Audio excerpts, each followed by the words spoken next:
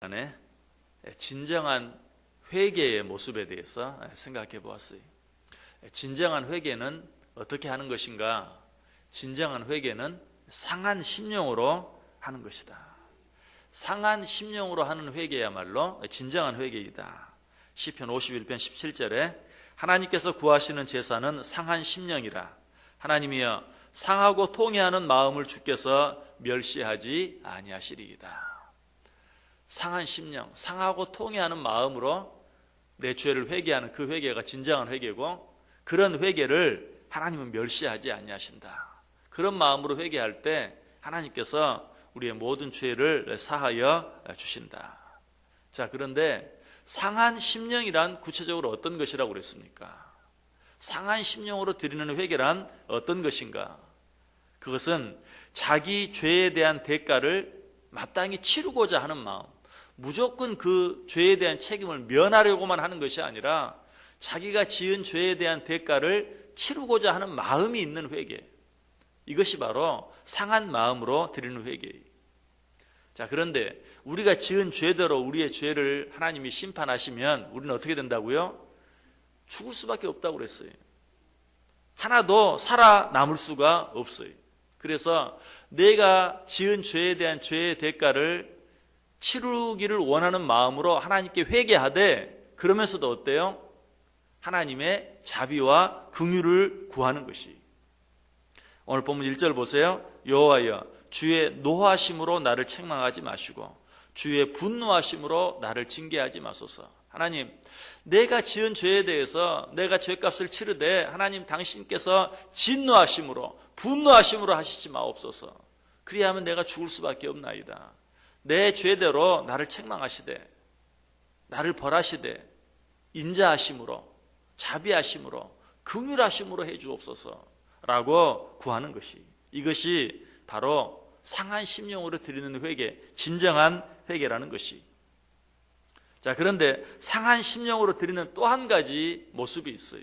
상한 심령으로 회개하는 또 한 가지 모습이 어떤 모습인가? 그것은 자기가 당하는 모든 고통, 자기가 당하는 모든 고난을 자기 죄와 상관없는 것으로 생각하는 것이 아니라 그 모든 고통과 고난이 자기의 죄로 말미암은 것이라는 것을 인정하는 것, 이것이 상한 심령으로 회개하는 것이. 자, 2절과 3절을 보세요. 주의 화살이 나를 찌르고 주의 손이 나를 심히 누르시나이다. 주의 진노로 말미암아 내 살에 상한 것이 없사오며 나의 죄로 말미암아 내 뼈에 평안함이 없나이다.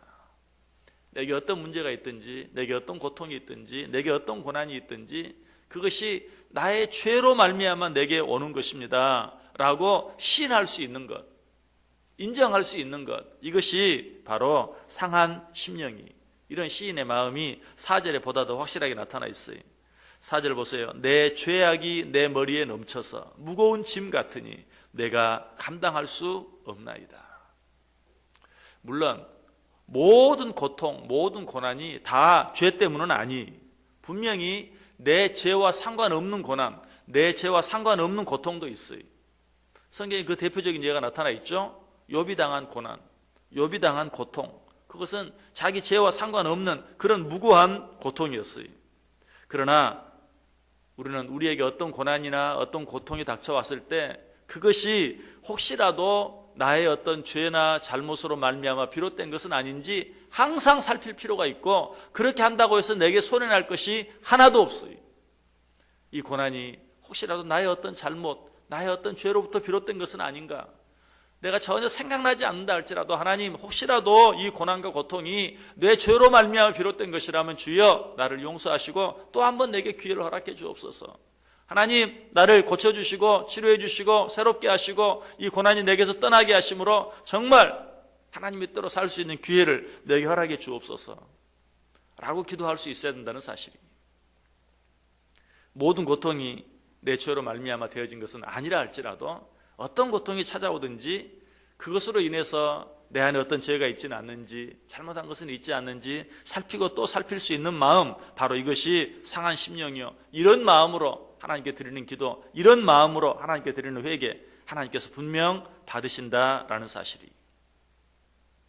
우리가 어떤 고통 가운데 있을 때 내가 왜 이런 고통을 당해야 하느냐라고 원망하고 불평하기는 좋아해. 그러면서도 그것이 혹시라도 내 죄 때문은 아닌지 살피는 일에는 너무나 인색할 때가 많이 있어요. 그러면서도 또 다른 사람이 고난과 고통을 당할 때는 저 사람이 무슨 죄를 지었길래 하면서 또 이렇게 이상한 눈으로 쳐다보기를 또 좋아해. 이런 우리들의 모습을 보면 야, 역시 우리가 죄인이다. 우리는 정말 본성적으로 타락한 죄인이다.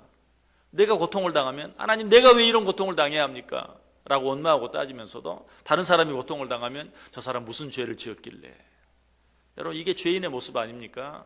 이런 모습을 보면 우리가 정말 본성적으로 타락한 죄인임을 알 수 있어요. 이처럼 본성적으로 타락한 우리들은 어때요? 자기 자신에 대해서는 얼마나 관대한지 몰라요. 그러나 다른 사람에 대해서는 또 얼마나 엄격한지 몰라요. 사실은 어때요? 바뀌어야죠. 다른 사람에 대해서는 관대하고 자기 자신에 대해서는 엄격할 수 있어야 돼요. 근데 우리는 늘 거꾸로예요. 자기 자신에 대해서는 관대하고 다른 사람들에 대해서는 엄격하게 정말 모든 것들을 판단하려고 하는 그런 모습들을 우리가 보게 돼요. 우리는 다른 사람들에 대해서는 정말 관대히 여길 수 있는 마음, 그리고 불쌍히 여길 수 있는 마음, 긍휼히 여길 수 있는 마음, 위해서 기도할 수 있는 마음, 늘 이런 마음들을 가질 수 있어야 돼요. 어쨌든 우리는 어떤 고통과 고난이 있을 때 그것이 내 죄나 내 잘못으로 말미암아 비롯되었을 수 있다는 사실을 생각하면서 늘 나 자신을 살필 수 있어야 된다. 실제로 오늘 이 시편 38편에 보면 죄의 결과로 말미암아 당하는 여러 가지 종류의 고통들이 언급되어 있어요. 그 첫 번째 모습이 무엇인가? 육신의 고통, 육신의 질병들인 것을 이야기하고 있어요. 다시 3절 보세요. 주의 진노로 말미암아 내 살에 성한 곳이 없사오며 나의 죄로 말미암아 내 뼈에 평안함이 없나이다. 육신의 고통이 죄로 말미암아 비롯되었던 것을 분명히 인정하고 있어요. 4절에 보세요. 내 죄악이 내 머리에 넘쳐서 무거운 짐 같으니 내가 감당할 수 없나이다. 5절에도 내 상처가 썩어 악취가 나오니 내가 우매한 까닭이로 소이다. 6절에 내가 아프고 심히 구부러졌으며 종일토록 슬픔 중에 다니나이다. 7절에 내 허리에 열기가 가득하고 내 살에 성한 곳이 없나이다. 10절에 내 심장이 뛰고 내 기력이 쇠하여 내 눈의 빛도 나를 떠났나이다. 여기 언급된 모든 죄들은, 질병들은 죄로 말미암아 비롯된 것인 것을 인정하고 있어요. 물론 이 내용들 속에는 상징적인 의미들도 있어요. 그러나 실제적인 것과 전혀 무관하지 않아요. 그러므로 우리는 우리의 몸에 어떤 불편한 것이 있을 때, 육신의 연약함이 있을 때, 질병이 있을 때, 아까 말씀드렸던 것처럼 혹시라도 내 어떤 죄나 잘못으로 말미암아 비롯되지는 않았는지 확인해 볼 수 있어야 돼요. 그렇게 해서 소리나지 않는다고 했어요. 분명 무고하게 당하는 고통과 질병들도 있지만, 그러나 혹시라도 내 어떤 죄나 잘못으로 인한 것은 아닌지, 내가 알지 못하는 어떤 내 죄나 잘못 때문은 아닌지 내어놓고 회개하며 하나님 앞에 기도할 수 있고 자기 자신을 살필 수 있어야 돼요. 성경은 분명히 죄가 우리의 몸을 병들게 할 수 있다라고 말하고 있어요. 자, 우리 성경 한번 찾아보겠습니다. 고린도전서 11장 27절에서 30절까지. 고린도전서 11장 27절에서 30절까지.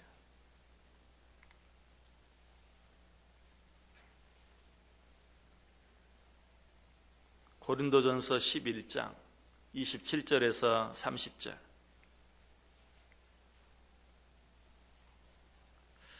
우리 같이 한 목소리를 읽습니다. 그러므로 누구든지 주의 떡이나 잔을 합당하지 않게 먹고 마시는 자는 주의 몸과 피에 대하여 죄를 짓는 것이니라. 사람이 자기를 살피고 그 후에야 이 떡을 먹고 이 잔을 마실지니 주의 몸을 분별하지 못하고 먹고 마시는 자는 자기의 죄를 먹고 마시는 것이니라. 그러므로 너희 중에 약한 자와 병든 자가 많고 잠자는 자도 적지 아니하니. 우리가 죄를 짓는 것, 회개하지 아니하고 계속해서 죄를 짓는 것, 이것이 우리의 육신의 질병의 원인이 될 수 있는 것을 우리에게 분명하게 말씀해주고 가르쳐주고 있어요. 보다 분명한 것은 어떻습니까? 이 세상의 질병과 고통 그리고 사망이 들어온 이유가 뭐예요? 그건 분명히 죄 때문이에요. 죄 때문에 우리에게 질병과 고통과 사망이 들어왔어요. 그러나 모든 질병의 원인이 죄 때문은 아니라는 것 이미 말씀드렸어요. 그것 또한 누가 증명해 줍니까? 욥이 증명해 줘요. 욥은 육신의 질병으로 고통을 당했지만 그것이 자신의 죄와 상관이 있는 것은 아니었어요. 그러나 죄로 말미암을 수 있는 것이기 때문에 우리는 늘 우리 자신을 항상 살필 수 있어야 된다. 여러분, 병을 치료할 때 어때요? 겉으로 드러난 현상만 치료하는 것, 그것은 올바른 치료가 아니죠. 그 병이 왜 생겼는지를 분명히 알고 그 근본을 알고 치료하는 것, 이게 진정한 치료이죠. 마찬가지 우리에게 어떤 육신의 질병이나 고통이 있을 때도 그 육신의 질병을 고쳐달라고, 또 그 고난의 문제를 해결해 달라고만 기도할 것이 아니라 그것의 근본적인 원인이 죄라면 하나님, 내 죄를 용서해 주옵소서 라고 하나님께 기도할 수 있어야 돼요. 그러나 다시 한번 말씀드리지만 우리가 이런 일들을 행할 때 정말 삼가하고 조심해야 할 것은 다른 사람이 당하는 고난과 질병을 보면서 저 사람이 무슨 죄를 지었길래, 죄를 지었으니 저렇지 하는 이런 판단, 이런 마음은 정말 잘못된 것이라는 것이. 그것 때문에 가장 큰 고통을 당한 사람이 누구예요? 역시 욥이에요. 욥은 무고한 고난을 당하고 무고한 질병으로 인해 고통당할 때 그 친구들이 네가 죄를 지었기 때문에 그렇지 라고 욥을 비난할 때 욥은 육신의 질병으로 당하는 고통보다도 사람들이, 친구들이 자기에게 하는 그런 손가락질 때문에 더 고통을 당했던 것을 보게 돼요. 내 안에 죄가 있는지 살피되 다른 사람을 향해서 그렇게 정죄하는 마음, 판단하는 마음은 갖지 말아야 돼요. 로마서 14장 4절에서 말합니다. 남의 하인을 비판하는 너는 누구냐? 그가 서 있는 것이나 넘어지는 것이 자기 주인에게 있음에 그가 세움을 받으리니 이는 그를 세우시는 권능이 주께 있습니다. 내 죄는 언제든지 내가 살필 수 있지만 다른 사람의 죄를 살피고 판단하는 권세는, 그런 자격은 우리에게 없어요. 하나님이 그런 자격은 우리에게 주지 않았어요. 남의 하인을 판단하는 너는 누구냐? 그를 판단할 수 있는 권세가 주인에게 있다 라고 우리에게 분명하게 말씀해 주고 있어요. 말씀을 마칩니다.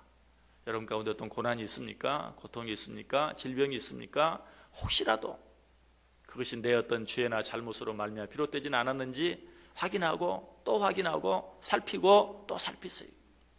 혹시라도 생각나는 죄가 있다면 진정으로 회개할 수 있어야 돼요. 내가 미처 깨닫지 못한 죄까지라도 하나님께 용서를 구할 수 있어야 돼요. 그렇게 함으로 우리의 모든 고난과 고통이 그저 나를 괴롭게 하고 힘들게 하는 것으로 끝나는 것이 아니라 내 육신은 물론이요, 내 영까지도 새롭게 할 수 있는 은혜가 되고 기회가 되고 축복이 되게 할 수 있는 저 여러분 꼭 될 수 있기를 주님의 이름으로 간절히 축원합니다.